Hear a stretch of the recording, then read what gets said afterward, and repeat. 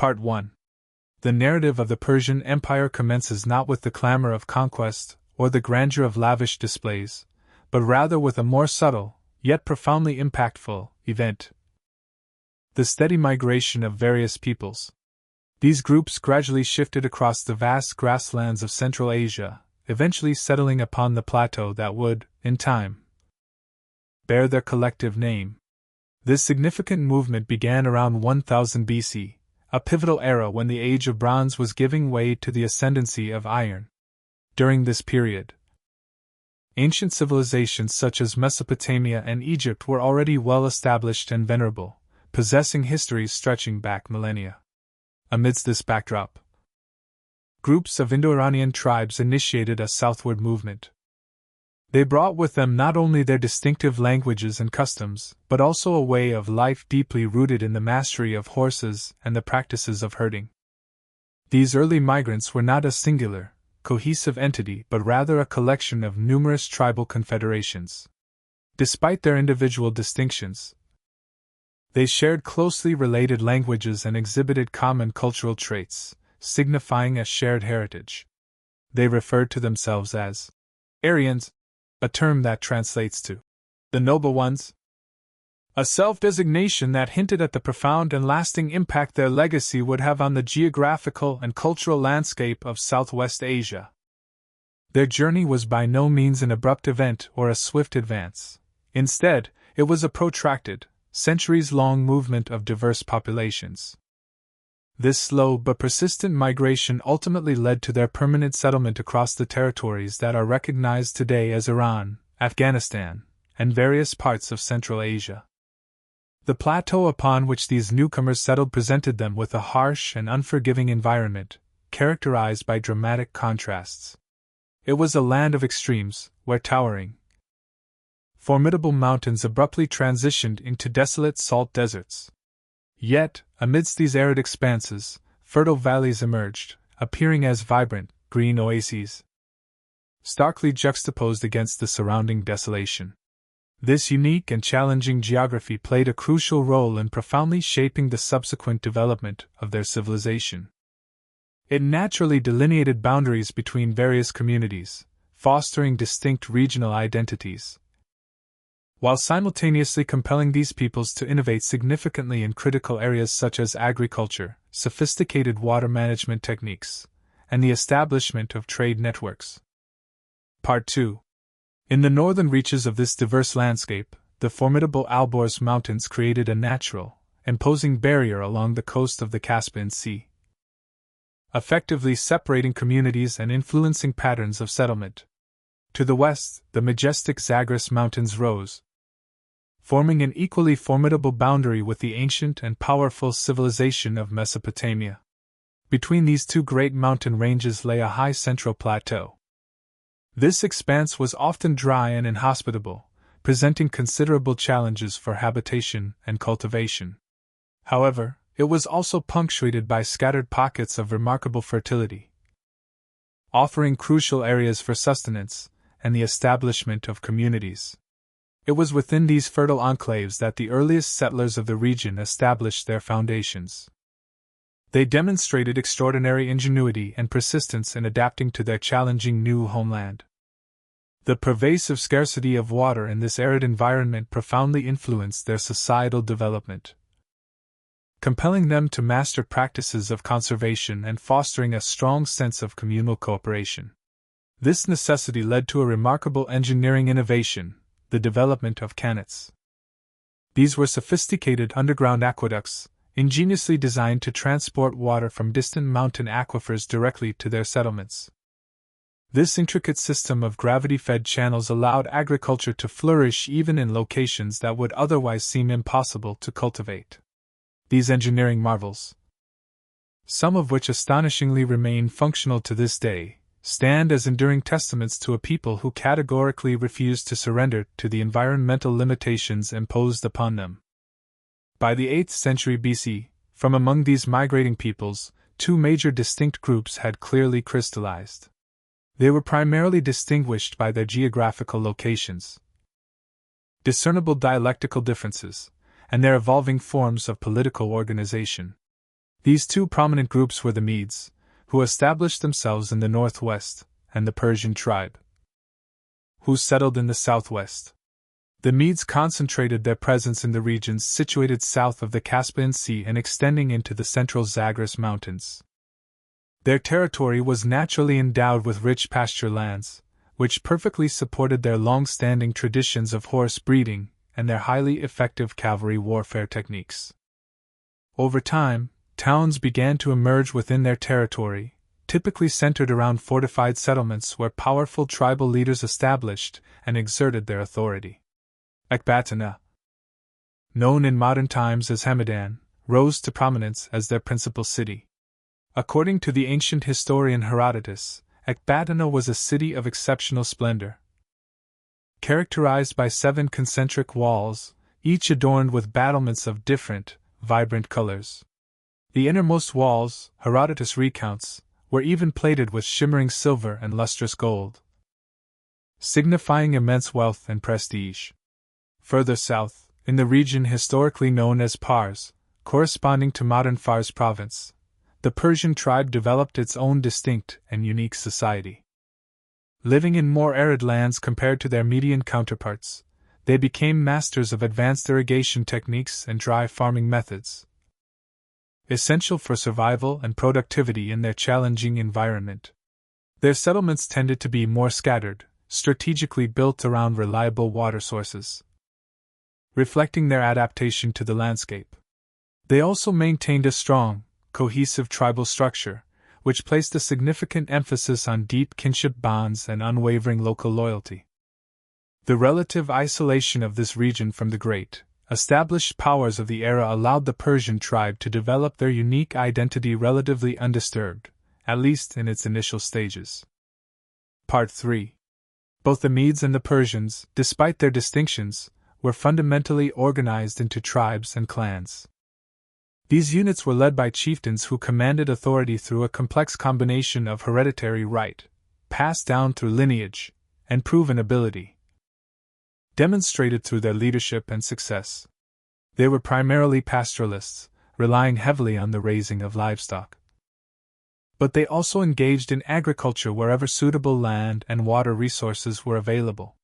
Their way of life involved moving between seasonal pastures with their flocks, a practice known as transhumance, while simultaneously maintaining more permanent settlements in the fertile valleys that dotted their territories. These early societies did not develop in complete isolation from the wider ancient world. To their west lay the formidable Neo-Assyrian Empire, a power that could perhaps be considered the first true military superpower in recorded history. The Assyrians, renowned for their innovative use of iron weapons, their highly professional standing army, and their ruthless policies of territorial expansion, cast a long and intimidating shadow over the entire Near East. Their extensive records, dating back to the 9th century BC, contain the earliest written mentions of both the Medes and the Persians. These mentions typically portray them in one of two roles: either as targets of relentless Assyrian military campaigns or as subdued peoples compelled to pay tribute to the dominant Assyrian power. The persistent Assyrian threat played a crucial role in forcing these previously independent tribes to consider, and eventually adopt, greater cooperation and political centralization. The Medes, given their closer proximity to Assyria's formidable borders, felt this external pressure most acutely. In response to recurring Assyrian aggression, tribal alliances frequently formed and dissolved, as their leaders desperately sought effective and unified responses to protect their lands and peoples. According to the historical accounts of Herodotus, it was a leader named Deioces who first successfully united the disparate Median tribes into something resembling a cohesive kingdom. This significant political development occurred around 700 BC. While scholars debate whether this particular account is strictly historical or contains elements of legend, archaeological evidence strongly corroborates that by the late 8th century BC, a more centralized Median society was indeed emerging. This is evidenced by the presence of fortified settlements, indicative of organized defense, and clear signs of increasing social stratification, suggesting a more complex societal structure. The opportunity for these Median tribes to achieve greater autonomy from Assyrian dominance arose with the gradual and perceptible weakening of Assyria itself during the 7th century BC. Under the exceptional leadership of Cyaxares, who reigned from 625 to 585 BC, the Medes underwent a profound transformation. They evolved from a loose confederation of tribes into a formidable kingdom, one that harbored its own distinct imperial ambitions. Cyaxares was a visionary military reformer. He meticulously reorganized the Median military along professional lines, departing from traditional tribal levies. He systematically divided his forces into specialized units, including highly effective spearmen, skilled archers, and powerful cavalry. This military revolution provided the Medes with a fighting force that was not only highly organized and disciplined but also capable of challenging the might of even Assyria itself. When Babylon, another major power, rebelled against Assyrian rule, Cyaxares astutely seized the moment. He formed a strategic alliance with the Babylonians, led by their king Nabopolassar. In 612 BC, this powerful alliance achieved what had once seemed utterly impossible: the brutal sack of Nineveh, the great and previously impregnable capital of Assyria. Part 4. The dramatic fall of Nineveh. The mighty Assyrian capital sent shockwaves throughout the ancient world, reverberating across distant lands and marking a definitive end to Assyrian dominance. This pivotal event simultaneously announced the powerful arrival of new, emerging powers onto the international stage, fundamentally altering the geopolitical landscape of the Near East. Following this monumental victory, the Medes claimed the northern portions of the former Assyrian Empire, significantly extending their rule across northern Mesopotamia and into eastern Anatolia. Under this Median hegemony, the Persian tribe, while maintaining its local authority, remained in a subordinate allied position, or possibly functioned as vassals, acknowledging Median overlordship. This complex and evolving relationship between the Medes and the Persians would prove to be immensely fateful, deeply shaping the future of the entire Near East. The Median Empire, despite its relatively short lifespan, established several crucial precedents for later state-building efforts in the region. It unequivocally demonstrated that these Iranian peoples possessed the capability not only to effectively resist the traditional, long-established powers of Mesopotamia but also to successfully create their own formidable imperial systems. The Medes adeptly adopted and adapted various elements of Mesopotamian administrative practices, demonstrating a pragmatic approach to governance. Simultaneously, they meticulously maintained their own distinctly Iranian cultural traits, ensuring their unique identity persisted within their new imperial structure. During this period, urban centers within the Median realm experienced significant growth, trade networks expanded rapidly, and artistic traditions flourished. This artistic expression was characterized by a rich blend of indigenous styles with discernible Mesopotamian, Babylonian, and Scythian influences, creating a vibrant and eclectic imperial aesthetic. Ecbatana, the Median capital, became renowned for its opulence and splendor, earning a reputation as a worthy rival to the great, ancient cities of Mesopotamia. It stood as a powerful symbol of the Medes' emerging imperial power.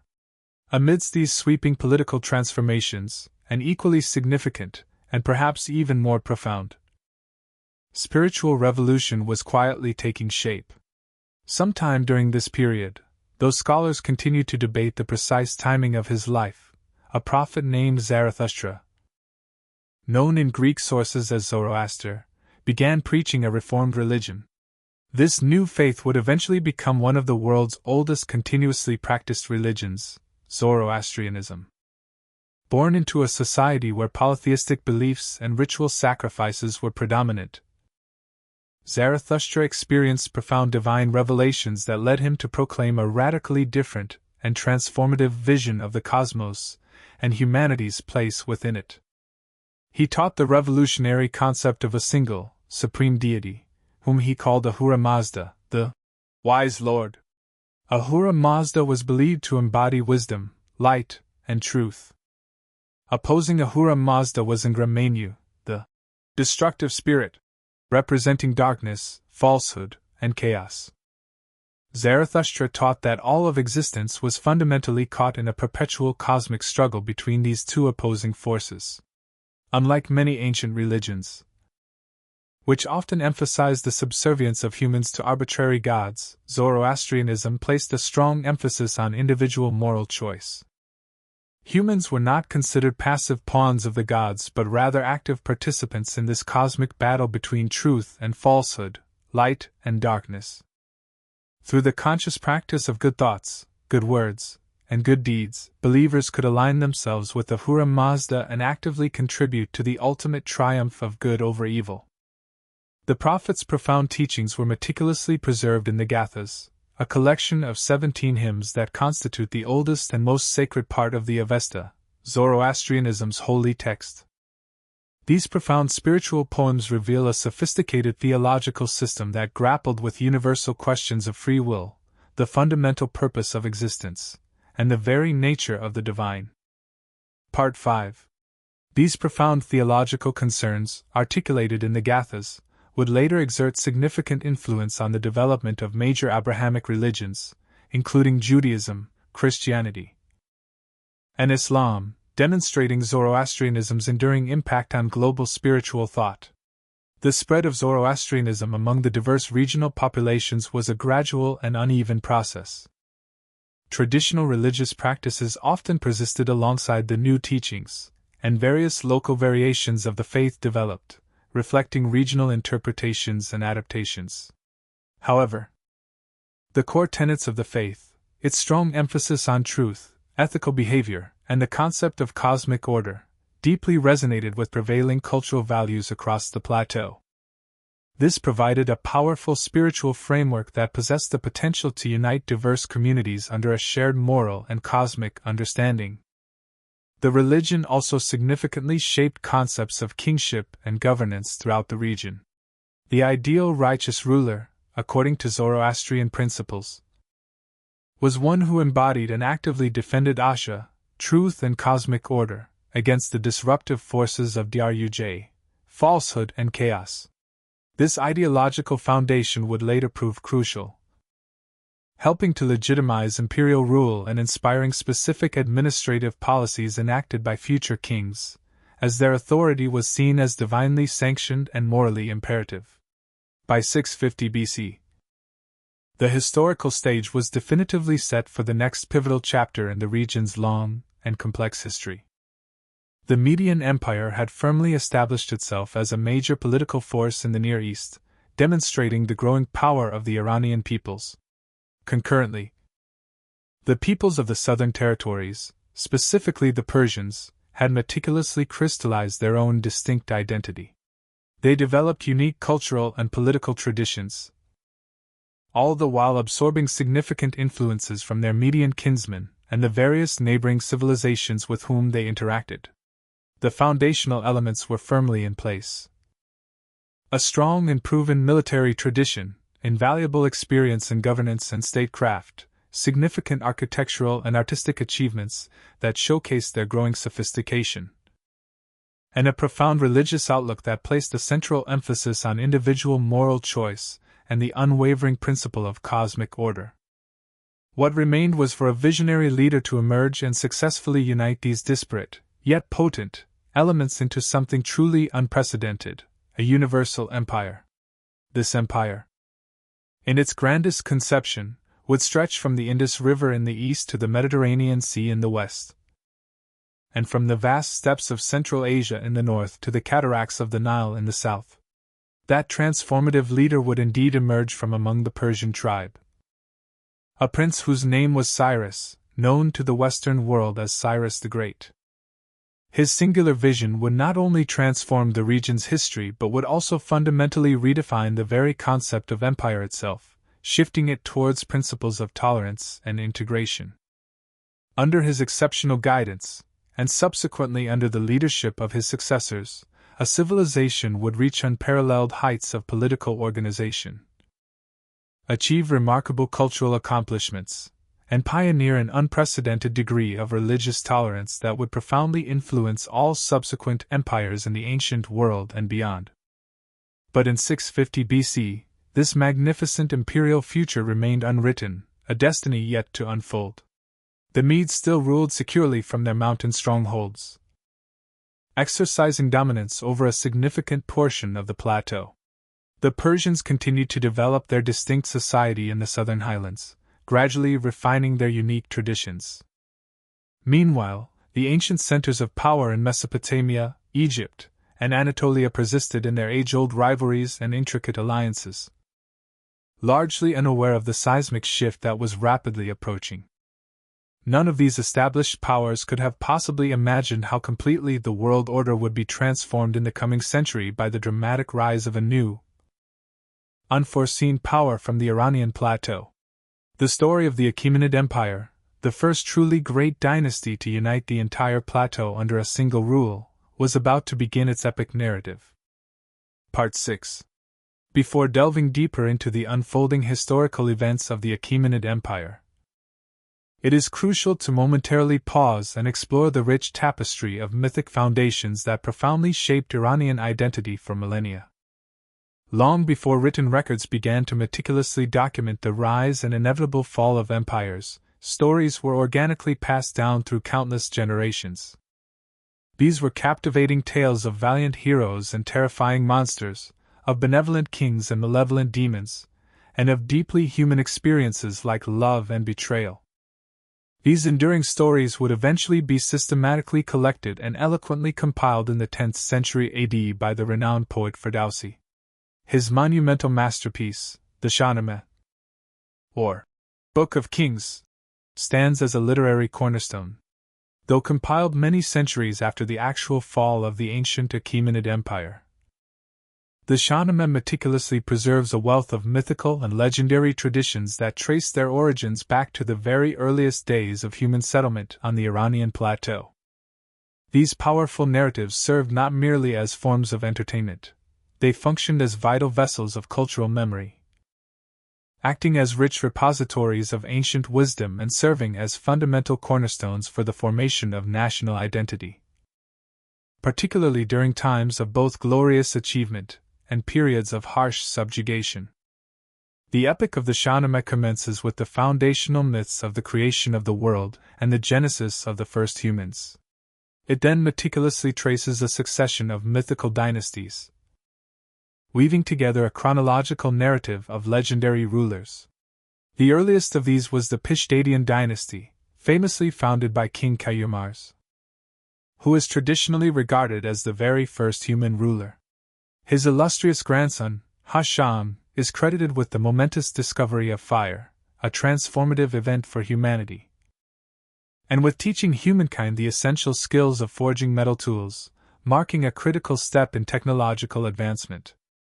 These primordial kings are depicted as the architects of civilization itself, who taught the vital practices of agriculture and established the enduring precedents for righteous and just rule.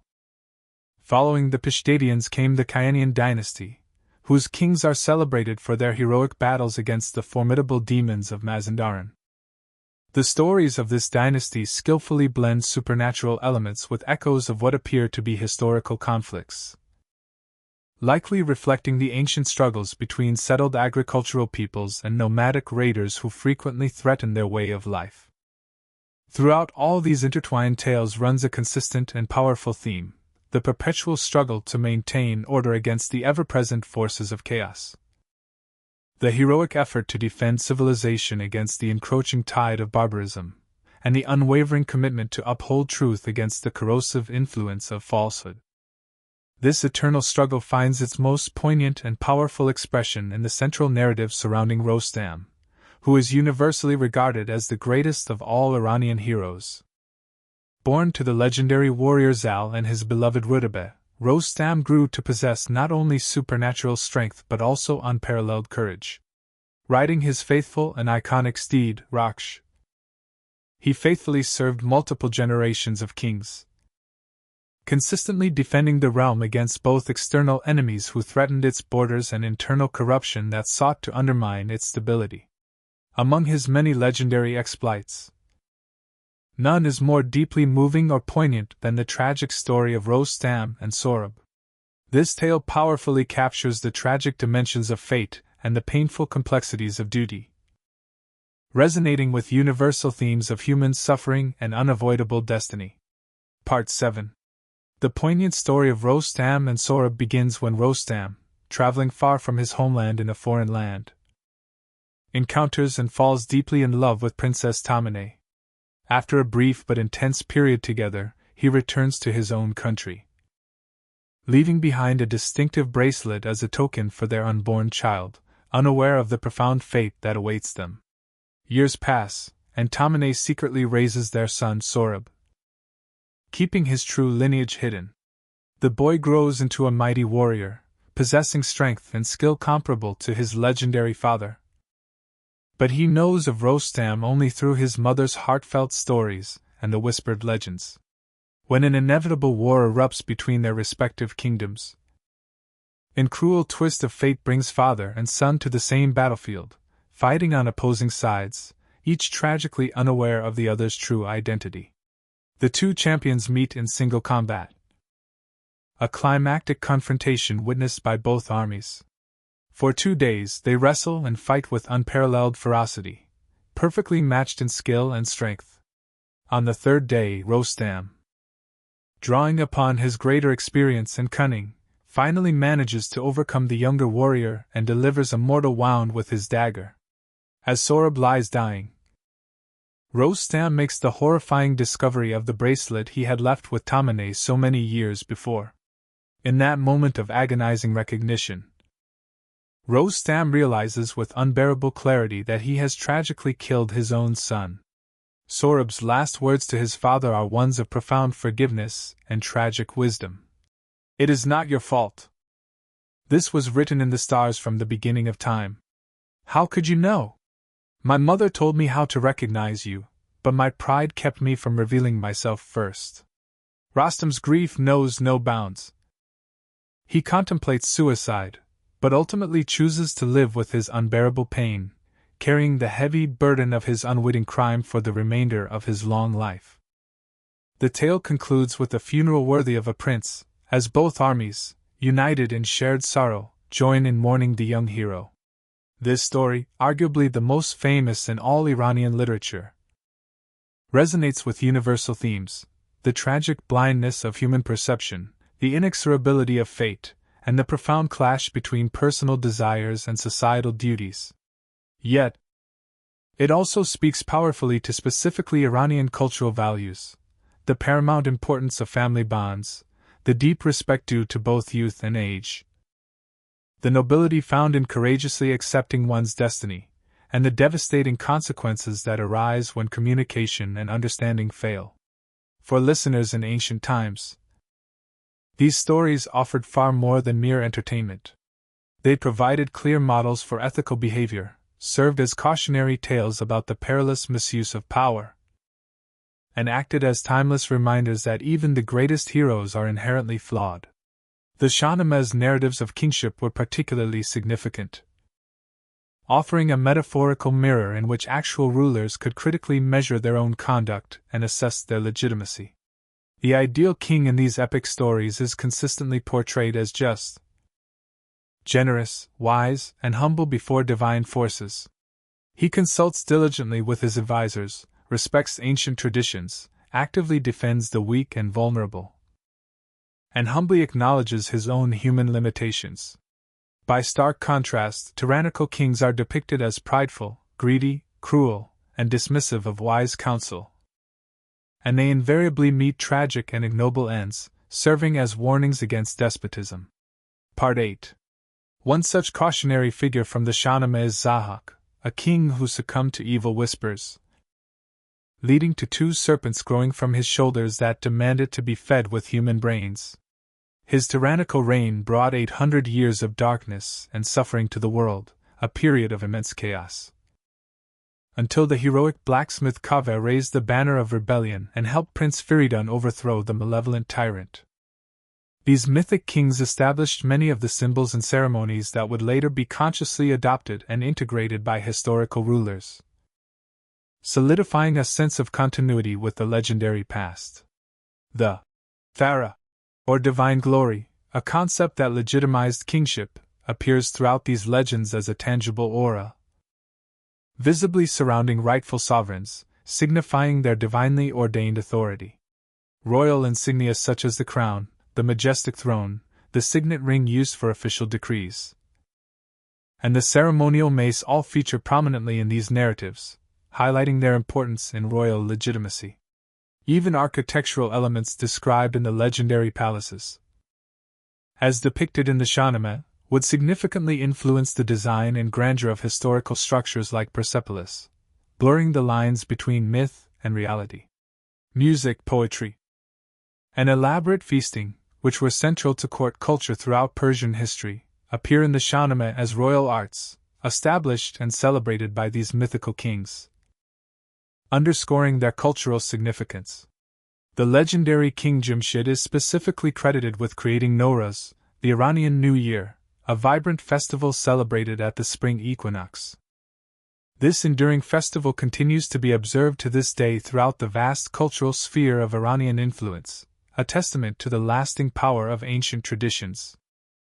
The mythical geography depicted in the Shahnameh also played a crucial role in shaping imperial identity. The epic portrays a world fundamentally divided between Iran, envisioned as the realm of light and civilization, and Tehran, characterized as the realm of darkness and barbarism, located to the north. This symbolic geography would later inform actual foreign policy, particularly towards the nomadic peoples of Central Asia, creating a cultural framework for understanding their interactions. While we now turn our attention back to the historical narrative and the momentous rise of Cyrus the Great, it is vital to remember that these powerful myths remained vibrantly alive in Iranian consciousness throughout the entire imperial period. The Achaemenid kings, despite being engaged in the practical matters of governance and military conquest, drew significant inspiration and legitimacy from these ancient tales. They consciously positioned themselves as the direct heirs to the legendary Achaemenids and as the protectors of the cosmic order that had been established by the first mythical kings, thereby linking their rule to a timeless, divine mandate. Even as their mighty armies marched to distant lands like Egypt and Greece, as royal messengers sped along the empire's meticulously maintained roads, and as administrators managed the vast and intricate bureaucracy, these foundational stories were told and retold at court and around campfires alike. They provided a shared cultural foundation that profoundly helped to unite the diverse peoples of the realm, fostering a sense of collective identity. They served as constant reminders to everyone, from the great king on his magnificent throne to the lowliest subject, that they were all active participants in a grand historical narrative, one that stretched back to the very dawn of civilization. The empire was thus built not solely by the force of armies and the efficiency of administrators but also by the creative power of poets and storytellers who imbued its people with a profound sense of shared destiny and common values. As we continue to follow the remarkable rise of Cyrus and his illustrious successors, we should keep in mind that beneath their impressive political and military achievements lay this rich tapestry of myth, which provided meaning to their world and inspired their grandest ambitions. Part 9. As the 6th century BC dawned, few could have possibly predicted that a prince from a relatively subordinate tribe would soon forge the largest empire the world had yet witnessed. The stage for this monumental transformation was set during the latter years of Median dominance, when a child named Cyrus, Quraysh in ancient Persian, known to the Western world as Cyrus the Great, was born into the ruling family of Anshan, a region located within the land of Pars. The precise details of this future conqueror's early life are largely shrouded in the mists of legend and conflicting accounts. The Greek historian Herodotus, our primary classical source, recounts that the young prince was the grandson of the Median king Astyages, through his daughter Mandane, who married a Persian nobleman named Cambyses. According to Herodotus's tale, Astyages was plagued by a disturbing dream that foretold his grandson would one day overthrow him. Alarmed by this prophecy, he ordered the infant killed. However, the official entrusted with this grim task secretly gave the child to a shepherd to raise instead, thus defying the king's command and preserving Cyrus's life. Native sources, however, present a different narrative, portraying the young ruler as a legitimate prince of the Achaemenid lineage, a powerful dynasty that had proudly ruled in Pars for generations. Archaeological evidence strongly suggests that the Achaemenids were indeed a powerful and influential family in southwestern Iran and that they acknowledged Median overlordship, while concurrently maintaining considerable autonomy within their homeland. Whatever the precise truth of his origins, the founder of what would become a vast and influential empire emerged as the ruler of Anshan sometime around 559 BC. His early reign gave little indication of the sweeping conquests that were soon to come. He was, at this point, simply one minor king among many who paid tribute to the mighty Median Empire. The world this ambitious leader inhabited was dominated by four great and established powers. To the north lay Media, a powerful kingdom ruled by King Astyages from his magnificent capital at Ecbatana. To the west was Lydia, a rich kingdom controlling much of Anatolia under the rule of King Croesus, whose legendary wealth would become proverbial throughout the ancient world. Further west still stood Babylon, where King Nabonidus presided over the fertile plains of Mesopotamia and its ancient, storied cities. And to the south, the pharaohs of Egypt meticulously maintained their ancient civilization along the life-giving Nile River. These four great powers existed in a delicate and often precarious balance, engaging in intricate diplomacy, extensive trade, and occasional, yet often brutal, warfare with one another. None of them suspected that a fifth power, previously unassuming, was about to emerge and overwhelm them all.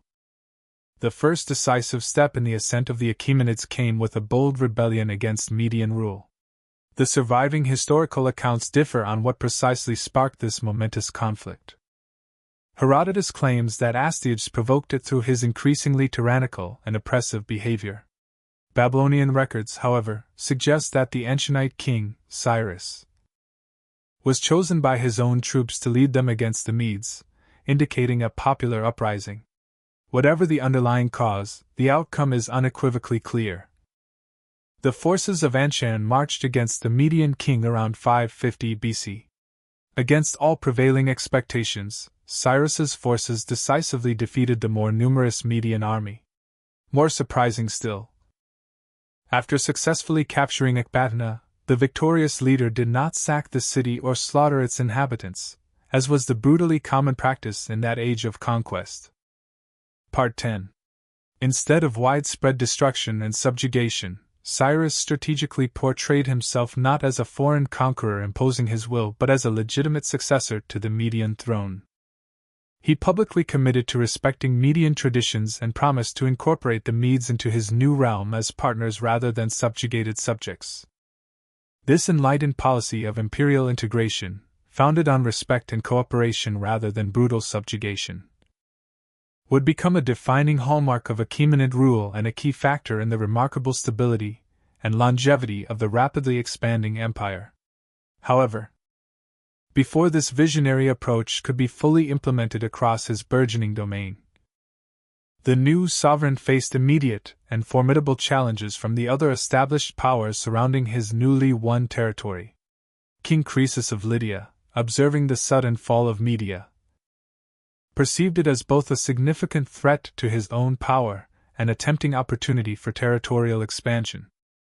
Concerned about the rapid rise of Achaemenid power but also eager to extend his own realm eastward, Croesus consulted the famous oracle at Delphi, seeking divine guidance.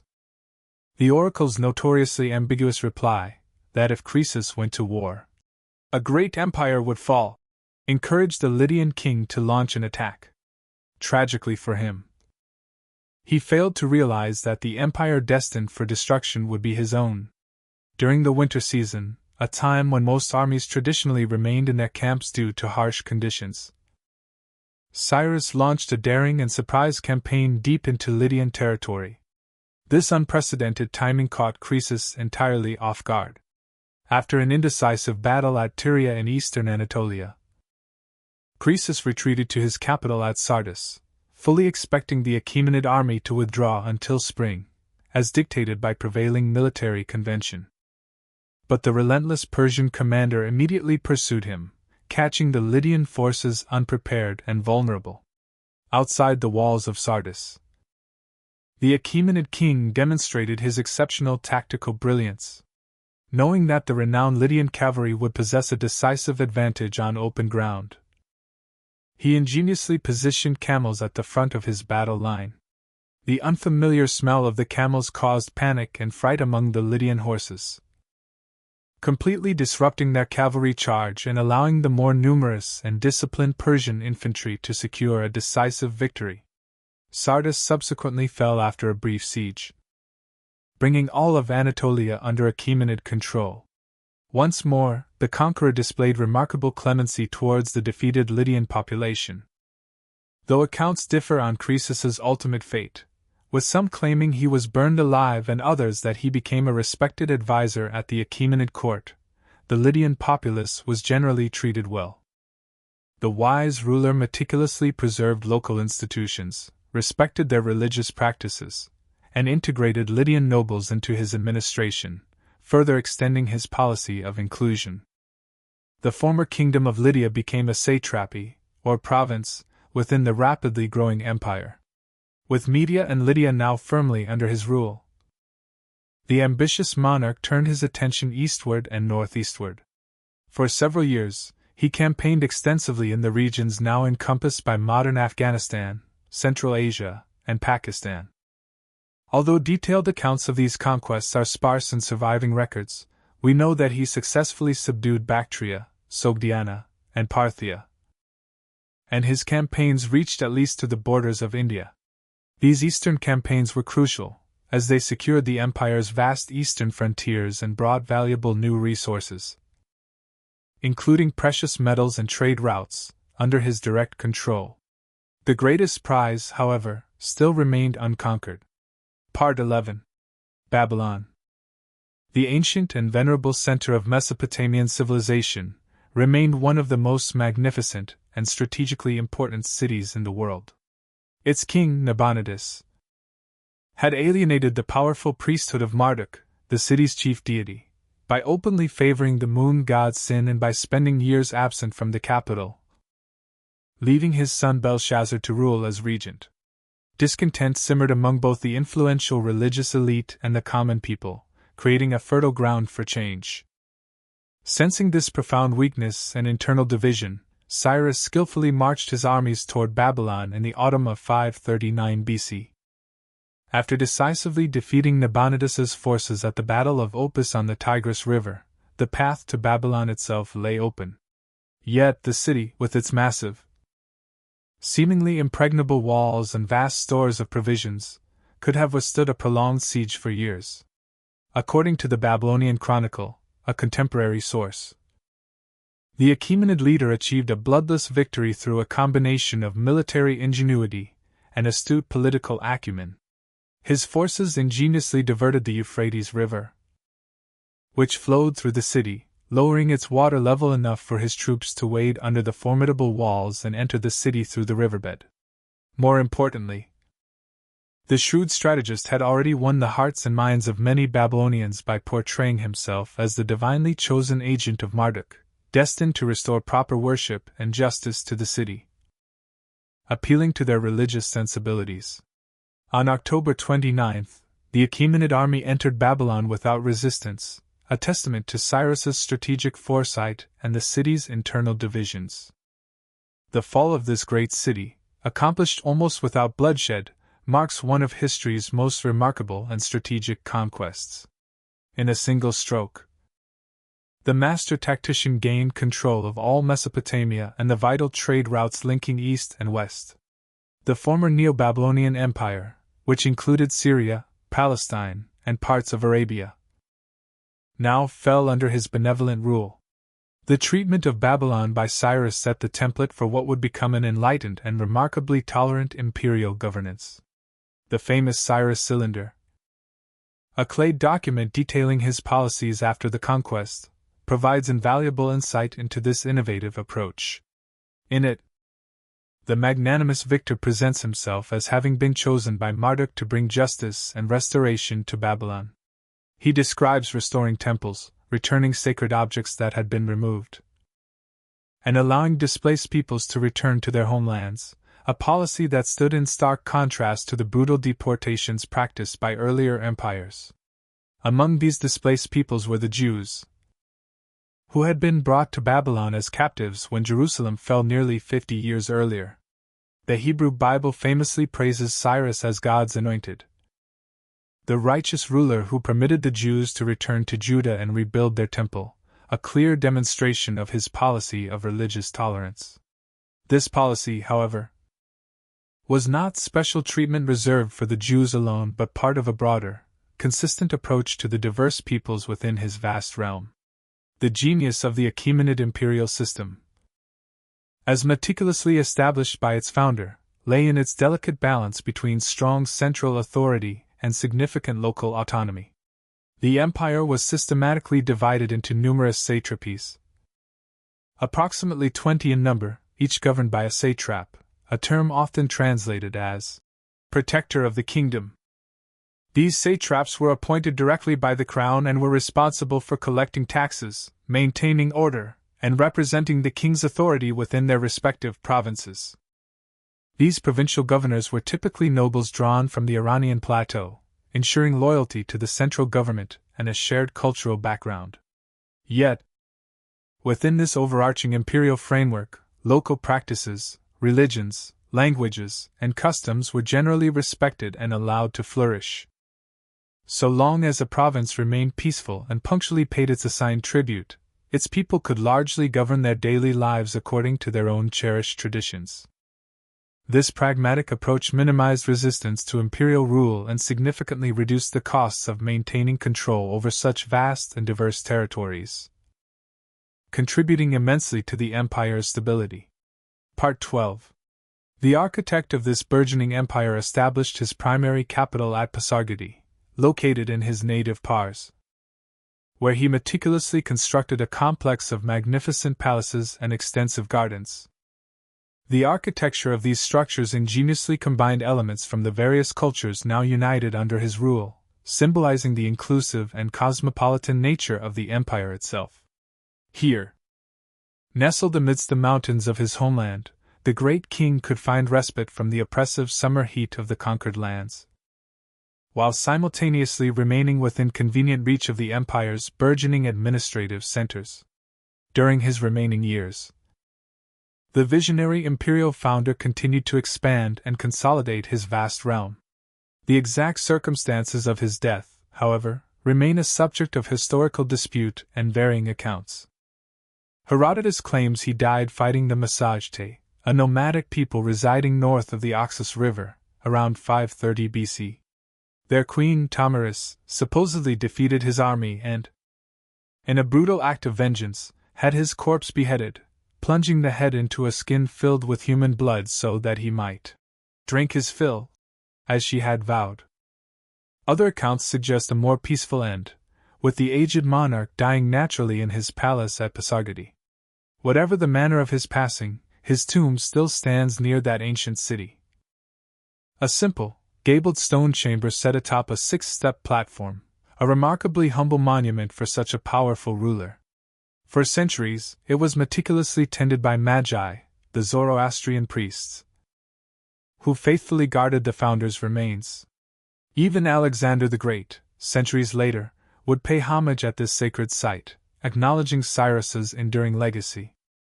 The legacy Cyrus left behind was a vast realm that stretched from the Mediterranean Sea in the west to the Indus River in the east, and from the Caucasus Mountains in the north to the Arabian Sea in the south. It was the largest political entity the world had yet seen.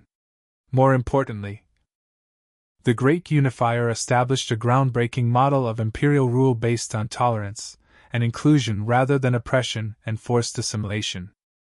Later Achaemenid kings would meticulously build upon this foundational concept, further refining the administrative systems he had so brilliantly put in place.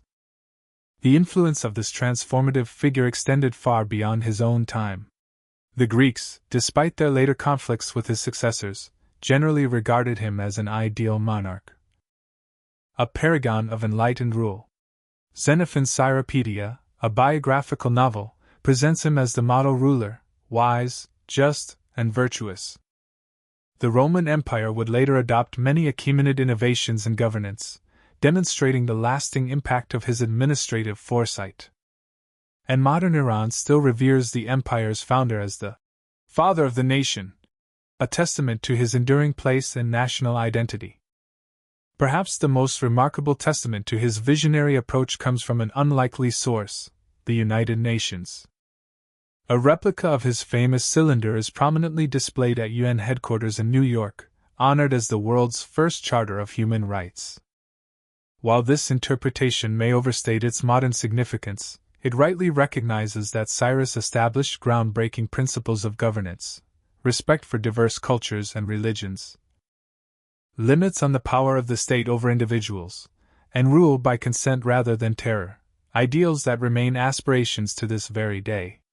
As Cyrus's son, Cambyses II, prepared to ascend the throne, he inherited not just vast territories but a truly revolutionary concept of empire, one that would continue to evolve under his rule and that of his successors.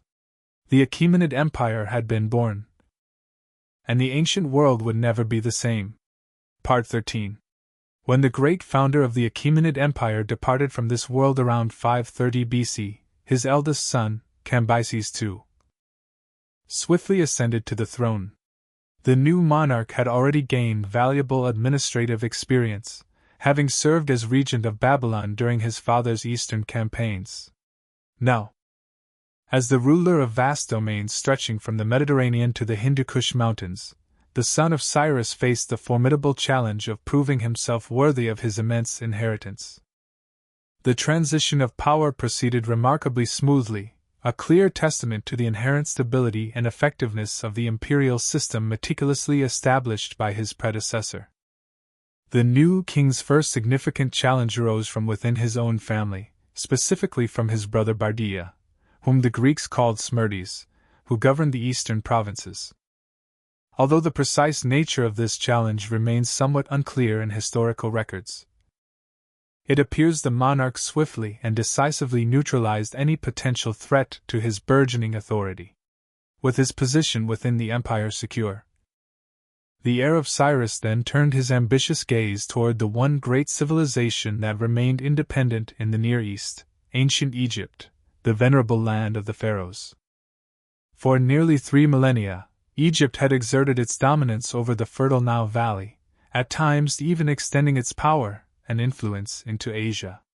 Now, it stood as the last independent kingdom of significant note in the region, a coveted prize that would complete Achaemenid control of the eastern Mediterranean, ensuring unparalleled strategic and economic advantages. The young ruler immediately commenced meticulous preparations for what would become the defining military campaign of his reign. The reigning Egyptian pharaoh, Cambyses II, who had ruled for over 40 years, was acutely aware of the looming Achaemenid threat. He diligently strengthened Egypt's defenses and actively sought alliances with various Greek states, particularly Cyprus and Samos, in a strategic effort to counter the formidable Achaemenid naval advantage. But fortune, it seemed, favored the son of Cyrus. In 526 BC, Cambyses II died, leaving the throne to his son Psamtik III, an untested and relatively inexperienced ruler facing the greatest military threat in generations. The timing could not have been more advantageous for Achaemenid ambitions. The invasion of Egypt began in 525 BC. The Achaemenid army marched along the Mediterranean coast, while simultaneously, the imperial fleet, composed of ships from Phoenicia, Ionia, Greece, and Cyprus, sailed alongside to provide essential supplies and crucial support. A crucial alliance with fans of Halicarnassus, a former mercenary commander who had served under the Egyptians but defected to the invading side, proved invaluable. Fans provided critical intelligence about Egyptian defenses and the treacherous terrain. One major geographical obstacle stood between the invaders and Egypt proper: the vast and unforgiving Sinai Desert. Here, the son of Cyrus displayed the same logistical brilliance and foresight that had characterized his father's groundbreaking campaigns. According to Herodotus, Arab allies played a pivotal role, helping the army navigate this harsh terrain by supplying life-sustaining water carried in animal skin containers loaded onto camels, ensuring the troops' survival. Upon reaching the eastern branch of the Nile Delta, the invaders encountered the Egyptian army near Pelusium. Despite their determination and the inherent advantage of fighting on home ground, Psamtik's forces could not withstand the relentless Achaemenid assault. After a fierce and bloody battle, the Egyptian lines broke, and the surviving forces retreated in disarray toward Memphis, the ancient capital. Following this decisive victory, the Achaemenid army pressed deeper into the delta, eventually reaching Memphis itself. After a relatively brief siege, the city fell, and Psamtik III was captured. Initially, he was treated with respect, in accordance with the customary treatment of defeated monarchs. However, when evidence emerged of the pharaoh's involvement in a subsequent rebellion, the conqueror ordered his execution, demonstrating a ruthless streak when his authority was challenged. Part 14. With the definitive fall of Memphis in 525 BC, Egypt became a satrapy, or province, of the vast Achaemenid Empire. This victory represented not just a significant military conquest but the remarkable absorption of the world's oldest continuously existing civilization into the newest and largest empire. The ancient land of the pharaohs, with its 3,000 years of meticulously recorded history, now formally answered to a distant throne located in Pars. The heir of Cyrus, however, was not content with merely conquering Egypt. He adopted the full titles and elaborate regalia of an Egyptian pharaoh, presenting himself to his new subjects as the legitimate successor to the ancient, sacred line of kings. In Egyptian records he is referred to as Mesdiari, meaning offspring of Ra, and was given a proper pharaonic titulary, recognizing his divine right to rule according to Egyptian traditions. Temple inscriptions from the period show him kneeling in the traditional pose of Egyptian kings, meticulously making offerings to the ancient gods of the Nile, further reinforcing his legitimacy in the eyes of the Egyptian populace. This profound cultural flexibility, the astute willingness to adapt to local traditions of kingship rather than brutally imposing foreign customs, reflected the enlightened imperial philosophy established by his father, Cyrus the Great.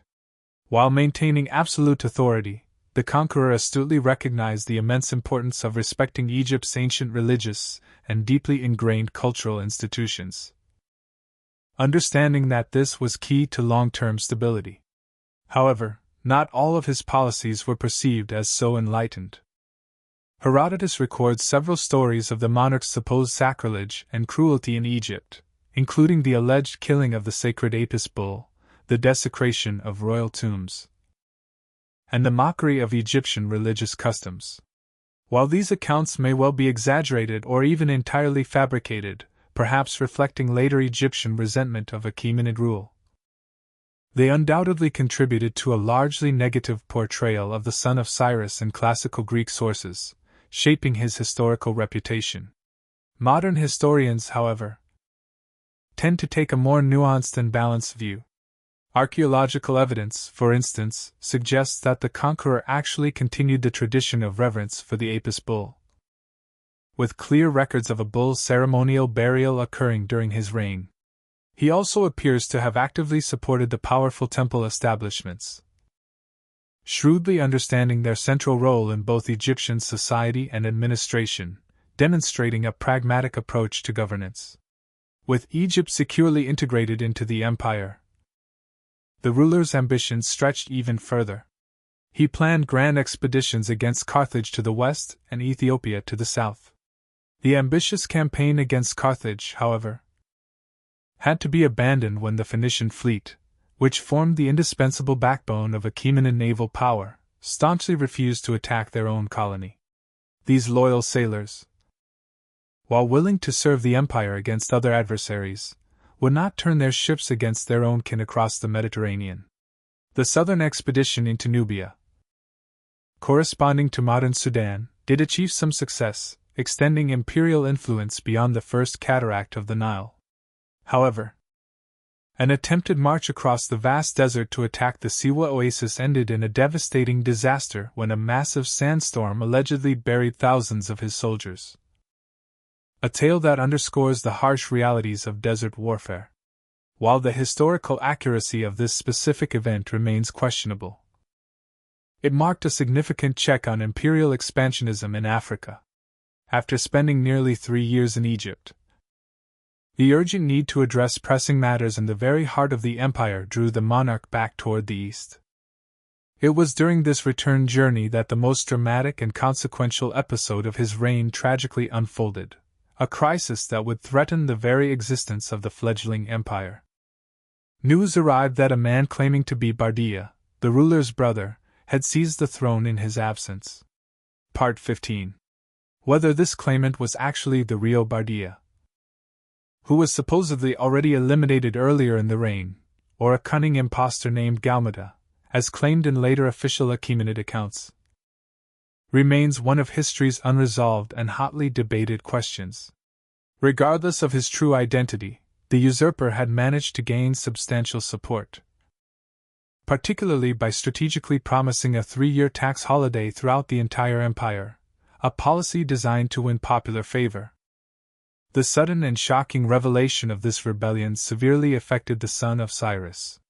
While frantically racing back toward the imperial heartland to reclaim his rightful throne, the monarch unexpectedly died.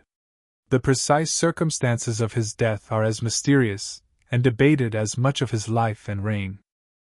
Herodotus claims he accidentally wounded himself with his own dagger while mounting his horse, the wound becoming fatally infected. Native traditions, however, suggest his passing occurred more peacefully at Damascus. The timing of his death could not have been worse for the stability of the young empire. With no direct son to inherit the throne and the legitimate line of succession in question due to the Bardia/Galmada situation, the empire faced its first major succession crisis less than a decade after its founding, pushing it to the brink of dissolution. Contemporary Greek writers often portrayed the heir of Cyrus as a madman, prone to irrational outbursts and extreme cruelty. Herodotus, for instance, relates gruesome tales of the monarch killing the son of a close advisor with an arrow, seemingly to prove his sobriety, burying 12 nobles alive headfirst, and executing subjects for minor offenses. These negative accounts have profoundly colored his historical reputation, earning him a place among history's mad monarchs. Yet, these negative portrayals must be balanced against his very real and significant accomplishments. Under his leadership, the empire reached its greatest geographical extent prior to the reign of Darius I. The conquest of Egypt, a civilization far older and more established than the Achaemenid realm itself, represented a monumental achievement, demonstrating the empire's formidable military might. His administrative policies in Egypt, continuing the tradition of cultural respect and integration established by his father, played a crucial role in smoothly incorporating this ancient land into the imperial system, preventing widespread resistance. The death of Cyrus's heir in 522 BC brought a chaotic and abrupt end to the first dramatic phase of imperial expansion. The Achaemenid dynasty, still relatively young and with its mechanisms for succession untested, now faced a profound crisis that threatened to unravel all that had been so meticulously achieved by Cyrus and his son. The empire that had risen so meteorically under the visionary leadership of father and son stood at a critical crossroads, its future uncertain. Into this moment of profound uncertainty and potential collapse stepped a new and decisive figure, not directly of the line of Cyrus, but destined to become perhaps the greatest of all Achaemenid rulers. Darius, son of Hystaspes, a nobleman from a collateral branch of the royal Achaemenid clan, would soon assert his claim to the throne. He would skillfully eliminate the usurper and meticulously establish his own legitimacy through both impressive military prowess and elaborate ideological justifications, solidifying his position as the rightful sovereign. The comprehensive policies and sophisticated institutions that Darius would subsequently establish would define the very nature of the Achaemenid Empire for the next 2 centuries, ensuring its stability and longevity. But as the summer of 522 BC drew to a close, none could predict the remarkable stability, unprecedented prosperity, and enduring legacy that would ultimately emerge from this moment of profound imperial crisis. The empire's resilience was about to be tested and proven. Part 16. The succession crisis that gripped the Achaemenid Empire following the death of Cambyses II in 522 BC profoundly threatened to unravel the young and vast realm. While the exact details of this tumultuous period remain shrouded in conflicting historical accounts, one fact emerges with undeniable clarity: a figure claiming to be Bardia, the brother of the deceased king, had successfully seized the throne. Whether this was the genuine prince or, as later official histories meticulously crafted by Darius would claim, a cunning impostor named Galmada, continues to be debated fiercely by scholars to this day. Into this swirling chaos stepped a truly remarkable man who would meticulously transform the realm forged by Cyrus into a sophisticated administrative state, one that would endure for centuries and serve as a model for future empires. Darius, son of Hystaspes, hailed from a collateral branch of the distinguished Achaemenid family. As a young aristocrat, he had honorably served as a spearman in the royal guard, a position that afforded him first-hand knowledge of intricate court politics and crucial military matters. According to the famous Behistun inscription, a monumental relief and multilingual text carved high on a cliff face in western Iran, the new claimant to power orchestrated a daring conspiracy involving 7 influential noble families against the alleged usurper. In a swift and audacious raid on a palace at Sikiavati in Media, the conspirators surprised and decisively killed the man claiming to be Bardia. With the immediate crisis of usurpation seemingly resolved, the son of Hystaspes faced a delicate and precarious political situation. Although connected to the royal lineage, he was not a direct descendant of the revered Cyrus the Great. To strengthen his claim to legitimacy and solidify his rule, the ambitious noble pragmatically married Atassa, a daughter of the empire's founder, thus shrewdly combining pragmatic politics with a symbolic assertion of continuity and royal heritage. Despite these calculated efforts to secure his position, rebellions erupted across the vast realm with alarming frequency and intensity. From Babylon to Bactria, from Armenia to Elam, provincial leaders openly rejected the authority of this new ruler, seizing the opportunity presented by the succession crisis to assert their independence. The Behistun inscription graphically records 19 battles fought in a single year against 9 self-proclaimed kings, highlighting the sheer scale of the internal strife. Through a combination of exceptional military skill, brilliant strategic planning, and sometimes brutal repression, the determined commander eventually suppressed all these widespread revolts. The magnitude of this achievement cannot be overstated. The empire that Cyrus had so painstakingly built stood truly on the brink of dissolution. Through sheer force of will and formidable military prowess, the new monarch preserved the unity of these vast territories, which spanned 3 continents and encompassed dozens of distinct cultural regions. Once securely established on his throne, the son of Hystaspes revealed himself to be far more than just a skilled general. He possessed an administrative genius that would fundamentally transform the somewhat loosely organized territories conquered by his predecessors into a coherent, highly efficient state. This transformation involved the implementation of standardized systems of governance, a rationalized approach to taxation, and a greatly improved network of communication, all designed to ensure centralized control and stability. The new ruler meticulously divided the empire into approximately 20 provinces or satrapies, each meticulously governed by a satrap appointed directly by the crown. These provincial governors, typically drawn from the aristocratic families of the Iranian plateau, were responsible for collecting taxes, administering justice, maintaining order, and raising troops when required by the central government. To effectively prevent these powerful officials from developing independent power bases and challenging central authority, the monarch implemented a sophisticated system of checks and balances. He appointed separate military commanders and imperial secretaries within each province, ensuring no single official held absolute power. Part 17. Adding another layer of oversight, royal inspectors, famously known as the eyes and ears of the king, traveled extensively throughout the vast realm. Their crucial role was to meticulously monitor the conduct of officials and report directly to the throne, ensuring accountability and preventing corruption. These agents possessed full authority to appear unannounced in any province, investigate complaints, and rectify abuses of power, thus maintaining tight central control even over the most distant regions. A standardized and systematic tax system was meticulously implemented, replacing the somewhat ad hoc tribute arrangements that characterized earlier years of the empire.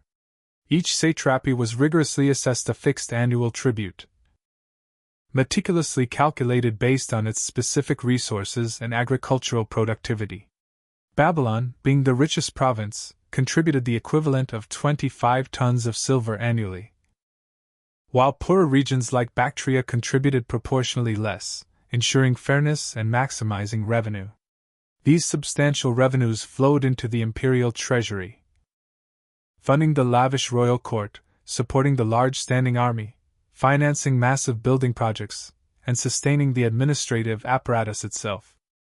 To further facilitate efficient tax collection and robust commerce throughout this immense realm, the great administrator introduced the empire's first standardized imperial coinage.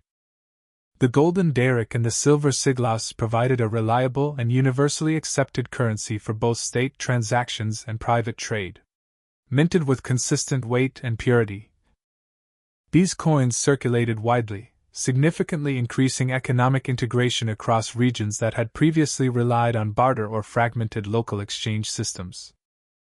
The famous Royal Road epitomized the visionary administrative foresight of this ruler. Stretching over 1,500 miles from Sardis in western Anatolia to Susa in southwestern Iran, this vital highway featured regularly spaced rest stations, strategically built bridges over major rivers, and a highly efficient system of mounted couriers who could carry messages across the entire empire in less than 2 weeks. Herodotus, the Greek historian, noted with admiration that neither snow nor rain, nor heat, nor darkness of night prevents these couriers from completing their appointed course with utmost speed, highlighting the road's remarkable efficiency. This profound emphasis on rapid communication reflected a sophisticated understanding of imperial governance. Military power alone could conquer territories, but truly efficient administration demanded the rapid transmission of information and royal commands. The extensive network of roads and courier services allowed the central government to respond swiftly to rebellions, natural disasters, or emerging administrative problems, even in distant provinces. Legal reforms accompanied these administrative innovations. The monarch encouraged provinces to meticulously codify their local laws while simultaneously establishing certain universal legal principles that applied throughout the realm, ensuring a degree of consistency. Royal judges, directly appointed by the crown, supplemented local legal systems, particularly for cases involving imperial interests or disputes between different ethnic groups, ensuring that justice was dispensed fairly. The sheer scope of these reforms reveals a grand vision of imperial unity that transcended mere military conquest. Where Cyrus had laid the essential foundations through his policy of cultural respect and inclusion, his eventual successor created the intricate administrative framework necessary to translate that visionary ideal into practical, day-to-day governance. Together, they established a template for a multinational empire that would profoundly influence all subsequent imperial projects across Eurasia for centuries to come. In 518 BC, the master administrator made a pivotal decision to establish a new ceremonial capital, one that would truly befit the immense power and sophisticated nature of the empire. At Persepolis, or Parsa in ancient Iranian, construction began on a magnificent complex of palaces, grand reception halls, and administrative buildings, strategically situated atop a vast terrace with commanding views of the surrounding plain. Part 18. Persepolis served not primarily as an administrative center, Susa, Babylon, and Ecbatana continued to function as imperial capitals at different seasons, reflecting the empire's vastness, but rather as a ritual space. Here, the immense power and ideological underpinnings of the empire could be dramatically displayed through magnificent architecture and elaborate ceremonial events, reinforcing the ruler's authority. Each spring, delegates from all provinces of the vast empire gathered at Persepolis for the annual New Year festival, Nowruz, bringing with them tribute that eloquently symbolized their continued submission to imperial authority and their participation in the grand Achaemenid system. The most striking architectural feature of Persepolis was the Apadana, a colossal audience hall supported by 72 towering columns, each an astonishing 70 feet high. Along the grand staircases leading to this majestic hall, skilled sculptors meticulously carved detailed reliefs. These carvings depicted representatives of 23 diverse nations, each bearing gifts to the king in a grand procession. These intricate carvings, remarkably still visible today, provide a profound and remarkable visual census of the empire's vast diversity. They show Bactrians with their camels, Lydians carrying armlets, Ethiopians bringing exotic ivory, and Indians presenting gleaming gold vessels. These reliefs powerfully reveal the imperial ideology at the very heart of the ambitious builder's vision, an ordered, harmonious world where diverse peoples willingly bring their finest products to the great king, acknowledging his benevolent and unifying authority. Unlike the palace reliefs of Assyria, which often glorified brutal military conquest and depicted the suffering of defeated enemies, the Persepolis sculptures emphasized peaceful submission and the harmonious incorporation of different nations into a single, cohesive imperial system. The tribute bearers walk freely, maintaining their distinct cultural identities while actively participating in the greater imperial project, underscoring the empire's policy of inclusion. Even their physical arrangement on the reliefs embodies this imperial worldview. Representatives from different regions alternate rather than being grouped geographically, visually reinforcing the idea of diverse peoples perfectly united under a single, overarching authority. The craftsmanship displayed in these intricate reliefs achieves an extraordinary level of delicacy and precision. Textiles are rendered with meticulous attention to specific weaving patterns, capturing their texture and design. Facial features capture subtle ethnic distinctions without resorting to caricature, maintaining a sense of dignity for each depicted group. Individual objects, vessels, weapons, animals, are depicted with such astonishing accuracy that modern archaeologists can readily identify their materials and geographical origins, serving a documentary function.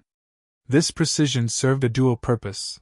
It was both an artistic achievement and a documentary record, meticulously preserving the actual diversity of the realm for viewers who might never travel beyond their native province. The extensive sculptural program extends throughout the entire Persepolis complex. In the central hall of 100 columns, reliefs show the king enthroned beneath the winged symbol of Ahura Mazda, attended by loyal courtiers. Along other staircases, imperial guards stand in formal, imposing rows, their weapons and distinctive costumes rendered in meticulous detail, emphasizing their discipline and loyalty. At the treasury, scenes of tribute delivery complement those on the Apadana, consistently reinforcing the central message of diverse peoples willingly supporting the imperial center. One of the most fascinating aspects of the Persepolis sculptures is the very process of their creation, which itself embodied imperial multiculturalism in practice. Archaeological evidence unequivocally reveals that skilled craftsmen from across the entire realm collaborated on these monumental projects. Egyptian stone carvers likely contributed their expertise in hard stonework, a long-standing Egyptian tradition. Ionian Greek sculptors may have influenced certain figural elements and stylistic choices. Babylonian and Elamite artisans brought their distinct traditions of brick making and decorative arts. The result was not a mere collection of different styles but a genuine and innovative synthesis, a new artistic language that drew on multiple rich sources but skillfully subordinated them to a coherent imperial vision, creating a unified aesthetic. Part 19. This collaborative and inclusive approach extended beyond Persepolis to other significant imperial sites. At Susa, a foundation inscription from the reign of Darius explicitly acknowledges the multinational workforce that meticulously built his grand palace, a testament to the empire's diverse human resources. The inscription details that the goldsmiths who crafted the gold were Medes and Egyptians, the artisans who worked the wood were Sardians and Egyptians, the men who wrought the baked brick were Babylonians, and the individuals who meticulously adorned the walls were Medes and Egyptians. This multicultural collaboration in the very act of creation underscored the empire's integrated nature. Beyond Persepolis and Susa, impressive architectural projects consistently marked the imperial presence throughout the various provinces. At Pasargadae, Cyrus the Great had established a royal park, or paradise, from the Old Persian word paradisa, which combined formal gardens, intricate waterways, and elegant pavilions in a meticulously designed landscape. This visionary concept celebrated both royal power and the human ability to control and order nature, a recurring theme in Achaemenid ideology. This concept of the paradise garden would profoundly influence landscape design from the Mediterranean to India for millennia to come, leaving an enduring legacy. In the provinces, satrapal capitals featured imperial architectural elements that were ingeniously adapted to local conditions and materials. At Sardis in Lydia, Dascalion in Hellespontine Phrygia, and Xanthos in Lycia, archaeological remains clearly show administrative buildings combining imperial forms with regional traditions, demonstrating the empire's flexible approach to governance. These structures physically embodied the empire's adaptable approach, maintaining strong central authority while accommodating and respecting local practices. The portable arts produced under Achaemenid rule display the same cosmopolitan synthesis evident in monumental architecture. Luxury vessels crafted from precious metals, famously exemplified by the spectacular treasure of the Oxus, combined technical sophistication with iconography drawing on multiple traditions, showcasing a rich cultural amalgamation. These objects frequently feature animal motifs rendered with remarkable naturalistic attention to anatomical detail, yet skillfully composed into formally stylized and symmetrical designs, creating a unique aesthetic. The quintessential imperial drinking vessel, the rhyton, typically featured a cup portion ingeniously mounted above an animal protom, the head and forelegs of an animal, often depicted with dynamic energy. These sophisticated vessels, requiring advanced metalwork skills, became widespread status symbols throughout the realm and even beyond its borders, traded and admired by other cultures. Their practical function in elite drinking ceremonies complemented their symbolic value as markers of participation in the prestigious imperial court culture. Textile production, although less well preserved archaeologically due to the perishable nature of the materials, clearly achieved extraordinary sophistication and artistry. Contemporary sources frequently describe magnificent carpets adorned with complex figured designs, intricately embroidered garments of remarkable complexity, and beautifully patterned fabrics that commanded enormous prices due to their rarity and craftsmanship.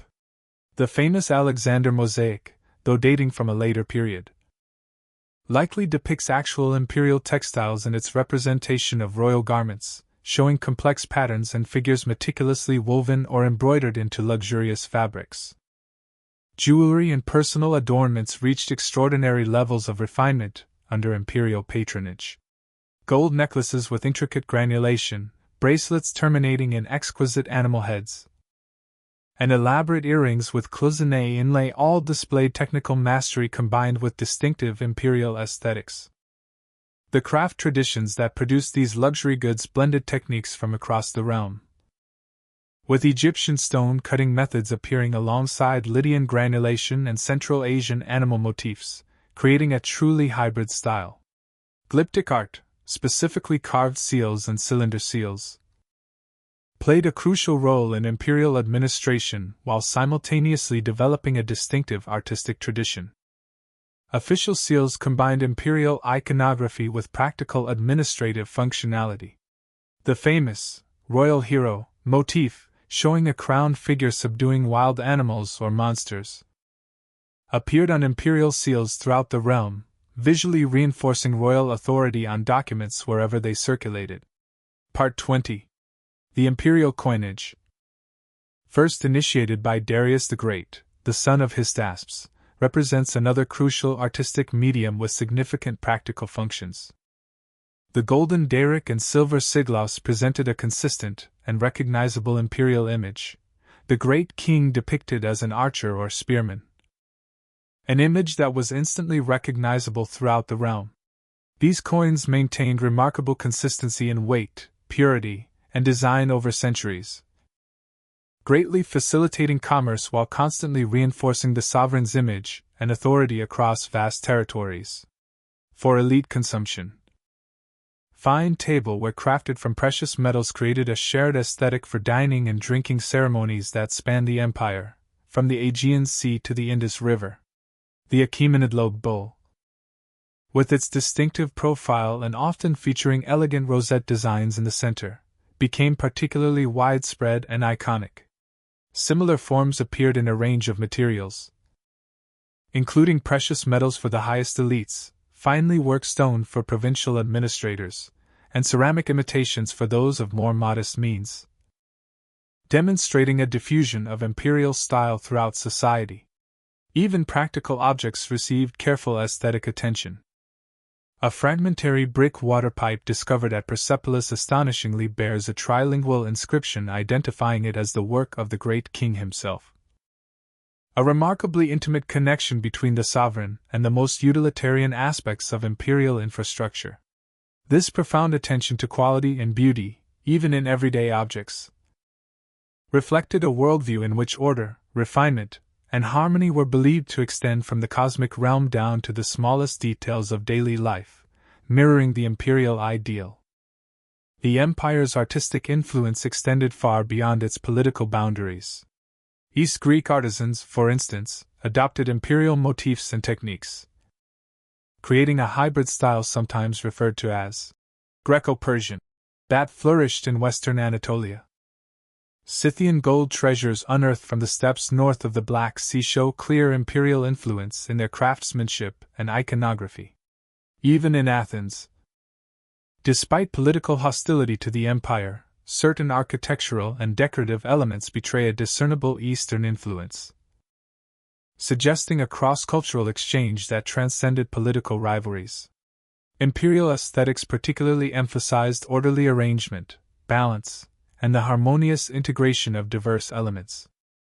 These qualities directly reflected the broader imperial ideology that presented the realm not as an arbitrary collection of conquered territories, but as a cosmic ordering of the world's diversity unde our righteous sovereignty. Art, therefore, did not merely represent this ideology, it actively embodied and promoted it through powerful visual means. The careful organization of space at Persepolis, with its axial symmetry and hierarchical arrangement, physically guided visitors through an immersive experience of imperial order and grandeur. The precisely carved tribute bearers on the Apodana visually expressed the concept of harmonious diversity operating under a unified central authority. The repetitive motifs found on imperial textiles and metalwork reinforced ideas of pattern and order, extending throughout the realm at every scale. From monumental architecture to personal adornments, imperial art communicated the same essential message: diversity beautifully harmonized under righteous rule. Color played a crucial role in this aesthetic system, though much of it has regrettably been lost to the ravages of time. Archaeological evidence unequivocally reveals that the seemingly austere stone reliefs of Persepolis were originally painted in vibrant colors, transforming them into lively, dynamic scenes. Architectural elements featured brilliant blue glazed bricks, gleaming golden architectural fittings, and richly colorful textile hangings, creating spaces of profound sensory richness. This polychrome reality, only partially recoverable today, impressed visitors with its magnificence while communicating imperial messages through sophisticated color symbolism. Music, dance, and performance, though even more ephemeral than painted surfaces, were integral to imperial ceremonies and self-representation. Contemporary sources describe elaborate court music performed using instruments from across the realm.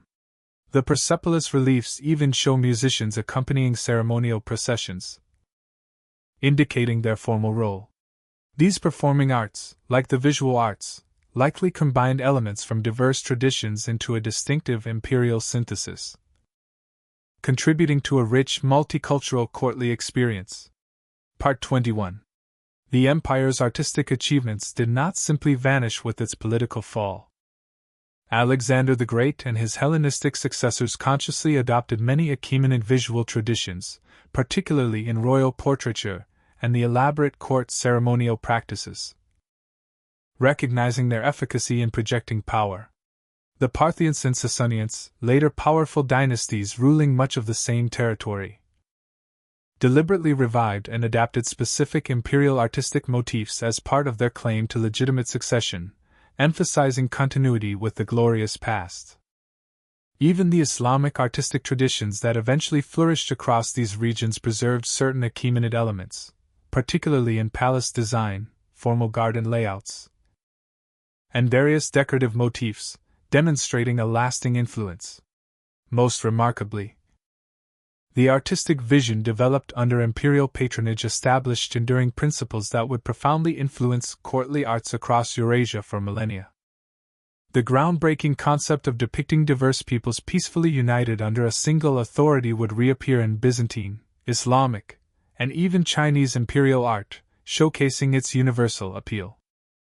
The Paradise Garden concept, originating in Persia, would inspire landscape design from Moorish Spain to Mughal India, spreading a distinctive aesthetic. The architectural grandeur achieved at Persepolis would set new standards for royal building projects across multiple civilizations, influencing monumental construction globally. In creating a visual language that successfully communicated across linguistic and cultural boundaries, the empire achieved something truly revolutionary. For the first time, a consistent artistic vocabulary extended across 3 continents, making imperial authority immediately recognizable, whether in Egypt, Anatolia, or the Hindu Kush. This visual coherence played a vital role in binding together territories that remained linguistically and culturally diverse. The technological achievements that supported these artistic developments deserve special attention. The massive stone blocks used at Persepolis required sophisticated quarrying, transportation, and lifting techniques. Some of these colossal blocks weighed over 100 tons, yet they exhibit precision cutting accurate to fractions of an inch, a remarkable engineering feat. The engineering knowledge necessary for such work drew heavily on Egyptian and Mesopotamian traditions but advanced them to new levels of achievement, integrating and innovating upon existing expertise. Metalwork reached extraordinary levels of sophistication, particularly in gold and silver. Imperial workshops developed advanced techniques for creating complex forms through repoussé and chasing, invisibly joining separate pieces, and achieving surface decoration of remarkable delicacy. The famous gold and silver righted drinking vessels, with their intricate animal head terminals, display virtuoso technical execution alongside exquisite artistic refinement. Water management represented another realm where practical engineering and aesthetic sensibility combined. The imperial heartland, with its arid climate, required sophisticated systems to support urban populations and the luxurious gardens of the elite. The Khanate, underground water channels, though not an Achaemenid invention, achieved their greatest development and widespread use under imperial patronage. These remarkable structures, some extending for miles underground, tapped mountain aquifers and transported water to settlements with minimal evaporation loss, a crucial innovation for arid regions. At imperial centers, these advanced water systems fed elaborate garden complexes that blended practical agriculture with aesthetic pleasure. The Paradise Garden combined fruit trees, vibrant flower beds, shaded walkways, and soothing water features in a meticulously designed landscape that proclaimed human control over nature and celebrated ordered beauty. Archaeological evidence from Pasargadae shows stone water channels with precisely calculated gradients designed to create specific flow effects, demonstrating engineering in service of visual and auditory beauty. These imperial gardens would have a dramatic and lasting influence far beyond their original settings. The concept of the four-part garden, divided by water channels, known as the Chahar Bagh, spread from Iran to India, Central Asia, and eventually to Moorish Spain. Each culture adapted the basic form to local conditions and aesthetic preferences. But the fundamental design concept established under Achaemenid rule remained recognizable across vast distances and times. Part 22. Imperial patronage also significantly fostered innovations in urban planning. While working within existing cities like Babylon or Sardis necessitated adaptation to their established layouts, new foundations allowed for the implementation of imperial concepts from the ground up.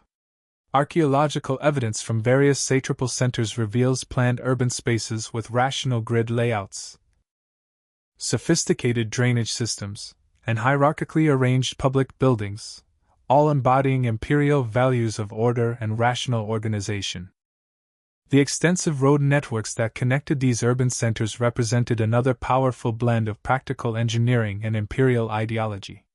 The Royal Road, stretching from Sardis to Susa, with its carefully maintained surface, bridges over major rivers, and regular posting stations, made possible both efficient administrative communication and robust commercial exchange across vast distances. Lesser roads branched off this main artery, creating a comprehensive transportation infrastructure that unified the realm in practical terms while symbolically representing the sovereign's absolute control over space and distance. Ships and maritime infrastructure similarly connected coastal territories. Harbor works at Sidon, archaeological remains at port facilities in the Persian Gulf, and textual references to imperial fleets all attest to substantial investment in maritime capabilities. These seaborne connections complemented the land routes, creating an integrated transportation network unprecedented in its scale and effectiveness for the ancient world. Military architecture adapted astutely to the empire's diverse defensive needs.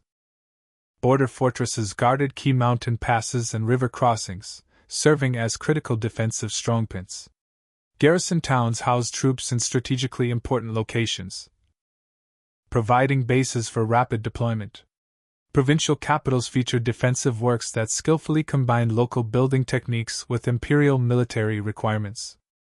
The flexibility of imperial military architecture, utilizing mud brick in Mesopotamia, stone in highland zones, or whatever materials best suited local conditions, exemplifies the practical adaptability that characterized the imperial approach to construction and defense. This adaptability extended to religious architecture as well. The empire consistently supported temple construction and maintenance across its diverse religious traditions.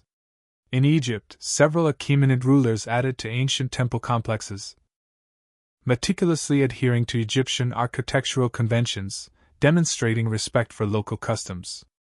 In Anatolia, local shrine traditions continued with imperial support. In the Levant, the Jerusalem Temple was famously rebuilt with imperial authorization and funding, highlighting a policy of religious tolerance and practical support. This religious architecture maintained strong regional traditions while implicitly acknowledging imperial authority through inscriptions and sometimes subtle design elements, creating a harmonious blend of local and imperial. For domestic architecture, archaeological evidence reveals similar patterns of continuity and innovation. Elite residences throughout the realm incorporated elements of imperial style, such as columned porticos, specific decorative motifs, and certain spatial arrangements, while diligently maintaining regional building traditions, allowing local elites to display both their cultural roots and their participation in broader imperial networks. Even ordinary households show evidence of imperial influence. primarily through everyday objects. Archaeological excavations reveal imperial-style ceramics, textiles adorned with imperial motifs, and small decorative items reflecting imperial aesthetics found in modest homes across the realm. These objects subtly connected ordinary subjects to imperial visual culture, helping to normalize imperial rule through the subtle daily experience of imperial-style material goods. The sheer scale and quality of imperial construction projects required highly sophisticated project management. Administrative texts from Persepolis meticulously document how workers were organized, supplied, and paid for major building projects, providing rare insights into ancient labor management. Specialists from across the realm were brought together, provided with raw materials from distant sources, and integrated into coordinated teams under strict administrative oversight. This logistical achievement, managing multicultural workforces on complex, large-scale projects, may be as impressive as the architectural results themselves, showcasing advanced organizational capabilities. Part 23. Raw materials for these ambitious projects frequently traveled enormous distances, underscoring the empire's vast reach and logistical capabilities. The Palace of Susa, according to its foundation inscription, incorporated cedar from Lebanon, gold from Sardis and Bactria, lapis lazuli and carnelian from Sogdiana, turquoise from Khwarazm, silver and ebony from Egypt, ivory from Ethiopia and India, and decorated stone from Ionia. This global sourcing of materials physically embodied the empire's vast geographical extent while profoundly demonstrating its logistical prowess in resource acquisition and transportation. The workers who created these imperial monuments and luxury goods came from equally diverse origins. Administrative tablets explicitly named craftsmen from across the realm: Egyptian stonemasons, Lydian goldsmiths, Babylonian brick makers, and Greek sculptors working side by side on imperial projects. Their collaborative efforts were instrumental in creating the distinctive imperial style, blending techniques and aesthetic elements from multiple traditions into something entirely new and distinctive, a true fusion of artistic heritage. These workers were not enslaved but rather specialized professionals, often organized into hereditary craft guilds with their own internal hierarchies and traditions. The Persepolis administrative archives document their payments, rations, and working conditions in considerable detail, providing valuable insights into labor practices.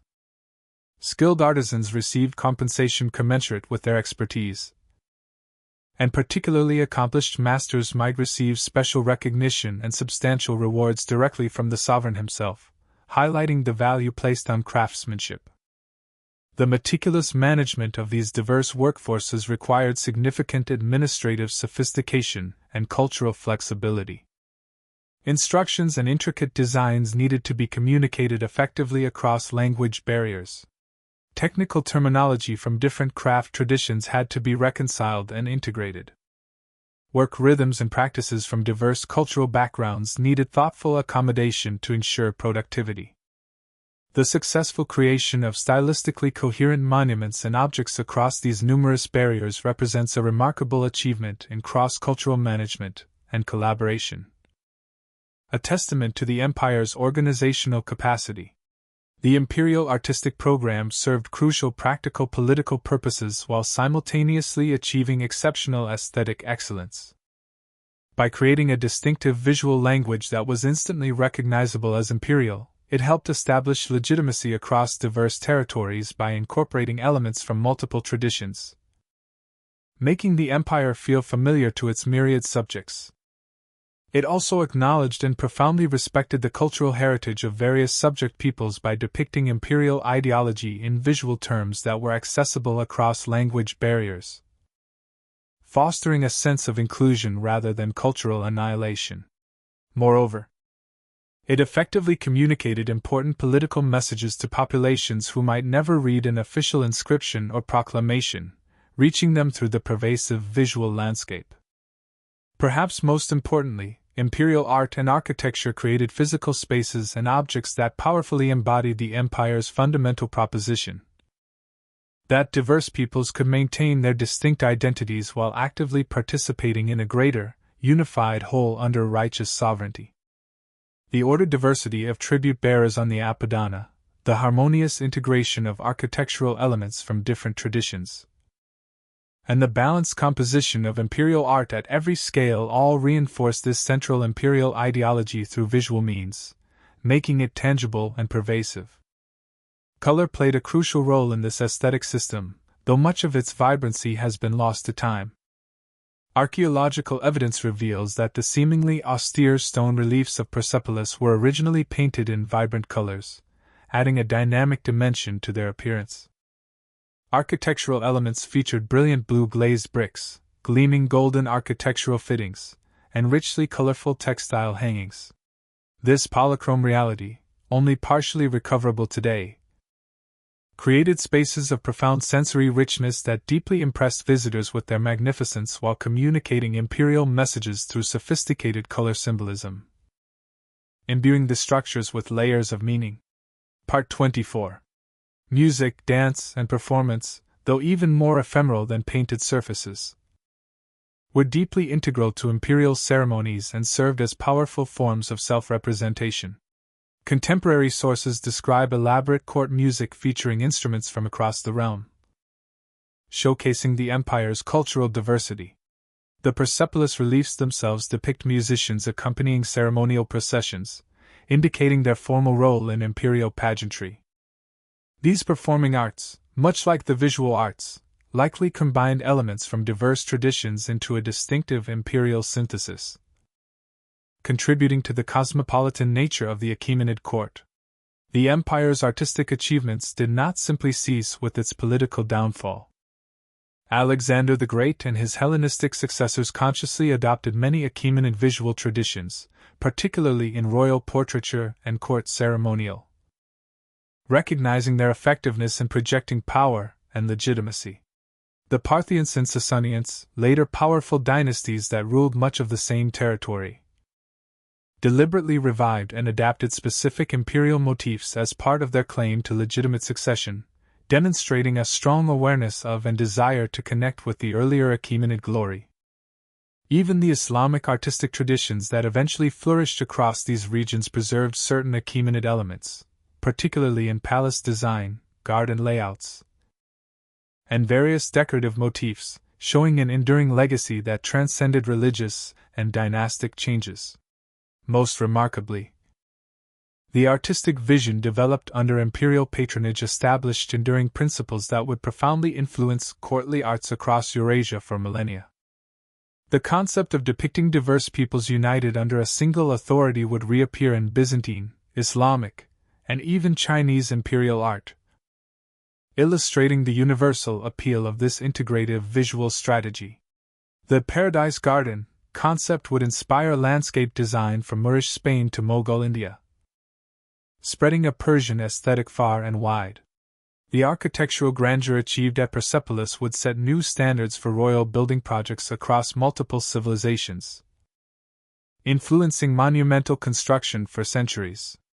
In creating a visual language that successfully communicated across linguistic and cultural boundaries, the empire achieved something truly revolutionary. For the first time, a consistent artistic vocabulary extended across 3 continents, making imperial authority immediately recognizable. Whether in Egypt, Anatolia, or the Hindu Kush Mountains, this visual coherence played a vital role in binding together territories that remained linguistically and culturally diverse, fostering a shared imperial identity through aesthetics. The assassination of Xerxes in 465 BC marked a significant turning point in the imperial narrative. Although the realm would continue to exist for another century and a quarter, maintaining its vast territorial extent and sophisticated administrative systems, subtle signs of structural weakness began to manifest, heralding a gradual erosion rather than an abrupt collapse. The story of this long decline unfolds not as a dramatic fall but as a slow, perceptible weakening of the very foundations that had made the empire so remarkably stable and effective for so long. Artaxerxes I, who ascended the throne after meticulously eliminating his father's assassins, inherited an empire that was still at the height of its material prosperity. The imperial treasury remained full. The provinces were generally quiet and compliant, and the sophisticated administrative systems established by Darius the Great continued to function effectively, demonstrating their inherent resilience. Yet challenges, both external and internal, would inevitably test the new sovereign's abilities and the empire's enduring strength. In Egypt, always one of the most restive and rebellious provinces, a significant rebellion broke out under a local leader named Aineros, who received crucial support from Athens. The Athenians, emboldened by their earlier victories against Xerxes and rapidly expanding their own maritime empire in the eastern Mediterranean, saw a strategic opportunity in destabilizing imperial authority in this wealthy province. Although eventually suppressed, this Egyptian revolt starkly revealed both lingering provincial discontent and growing Athenian imperial ambition, signaling a new era of geopolitical challenges.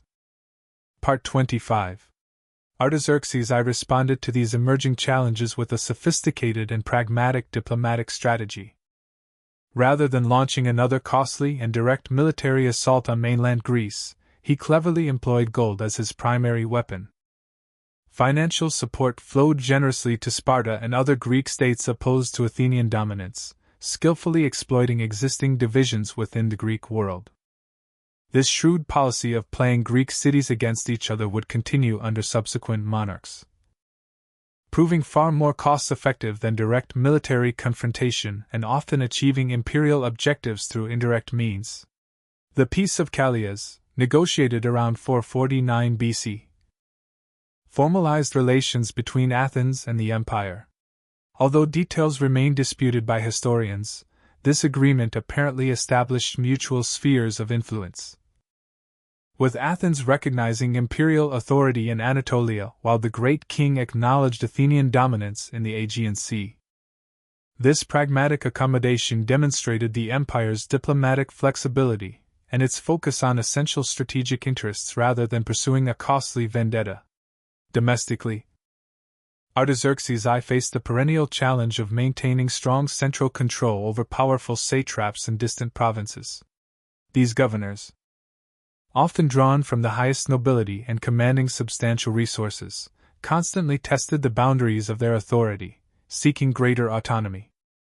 The monarch countered this by appointing royal princes to key satrapies, employing the eyes and ears of the king to monitor provincial administration, and periodically rotating officials to prevent them from establishing independent power bases, a sophisticated system of checks and balances.